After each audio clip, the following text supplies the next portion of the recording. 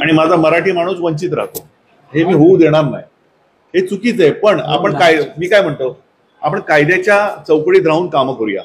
म्हणजे 2 वर्ष पूर्ण झाले, अजून 2 महिने झाले, रीतसर तुम्ही रजिस्टर अग्रीमेंट केली होती आणि आता आपण त्यांना रीतसर नोटीस दिलेली आहे.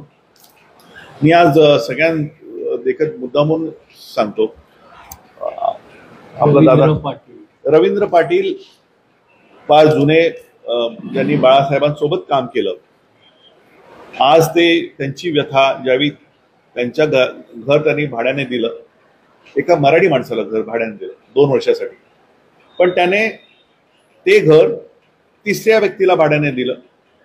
हे सिनियर सिटीजन आहेत, ज्या विश्वासाने त्यांनी घर भाड्याने दिलं होतं हे जाऊ शकत नाहीत, कारण आता हे सिनियर झालेले आहेत. त्याच्यामुळे त्या विश्वासाला कुठेतरी तडा गेला आणि समोरच्या व्यक्तीने 3ऱ्या माणसाला भाड्याने दिलं. भाडं वेळेवर मिळत होतं, पण 2 वर्ष पूर्ण झाल्यानंतर ज्यावेळी त्यांना कळलं की समोरचा व्यक्ती जो आहे, मग तो कोणत्याही जाती धर्माचा असू दे, ज्या 3ऱ्या व्यक्तीला त्याने दिलं होतं तो आता घर सोडण्याच्या तयारीमध्ये नाहीये आणि एका मराठी माणसाचं घर कुठेतरी कोणीतरी कब्जा करून बसू शकतं, अशी सिच्युएशन सध्या यांच्यावर आलेलं आहे. आपल्या कष्टाचं इतक्या वर्षापासूनच आपली जी मिळकत जी आहे ती जर अशा पद्धतीने कोण जर कब्जा करत असेल, तर आता हे ज्येष्ठ नागरिक आहेत, ह्यांनी पोलिसांकडे गेल्यानंतर कायद्याच्या चौकटीमध्ये राहून आपल्याला ते कोर्टामध्ये जायला सांगणार आणि कोर्टामध्ये गेल्यानंतर आपल्याच घराच्यासाठी आपण 10 वर्ष प्रतीक्षा करायची का, हा फार मोठा विषय आहे. 1 महिन्याची नोटीस जी कायद्यानुसार द्यावी लागते ती आपण त्यांना द्यायला मी सांगितलेली आहे. आणि हा माझा शब्द आहे की 1 महिना पूर्ण झाल्यानंतर या दादांना त्यांना घर कसं परत मिळेल यासाठी मी जे काय मला शक्य होईल ते मी सर्व करेन. समोरचा कोण आहे, तो काय करतो, ते सगळ्या गोष्टी मी पडताळून बघितल्यानंतर यांचं घर कसं ताब्यात मिळेल यासाठी मी प्रयत्न करेन. आणि माझा शब्द आहे, मी तुम्हाला तुमचं घर ही नोटीस पूर्ण झाल्यानंतर 8 दिवसाच्या आतमध्ये आपण ते रिकामी करून घेऊया. नोटीस पूर्ण होऊ द्या.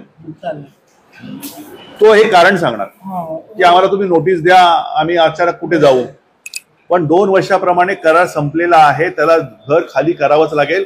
आणि दमदाटी करून जर कोण कब्जा करत असेल तर मग त्याला काय त्याची जागा दाखवायची ती माझी जबाबदारी. तुम्ही निश्चिंतपणे राहा, तुम्ही बाहेर चहा पीत बसा, घर पूर्णपणे रिकामी करून घेण्याची जबाबदारी माझी. पोलीस स्टेशनला आपण ऑलरेडी कंप्लेंट त्याची दाखल केलेली आहे, 1 महिना नोटीस सर्व केलेली आहे. त्याच्यानंतर सगळं ते सामान त्याचं बाहेर काढू आपण. आधी प्रेमाने नाही ऐकलं तर मग मला करता येईल, मी करेन ना. हात जोडू नका, हात जोडू, मी करेन, माझा शब्द आहे तुम्हाला. आता तुम्ही ज्यावेळी 1 महिना संपेल, माझा नंबर तुमच्याकडे आहे, तुम्ही मला आठवण करायची. 1 महिना संपला, 2 दिवस आपण वाट बघायची.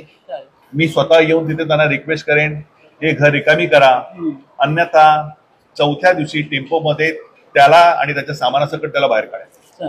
मी जबाबदारी घेतली. अजून काय करू? थँक्यू. 1 महिना थांबाल ना? हो, बस. तुम्हाला तुमचं घर मिळणार, माझा शब्द आहे. थँक्यू. बस खूप करू. Yeah.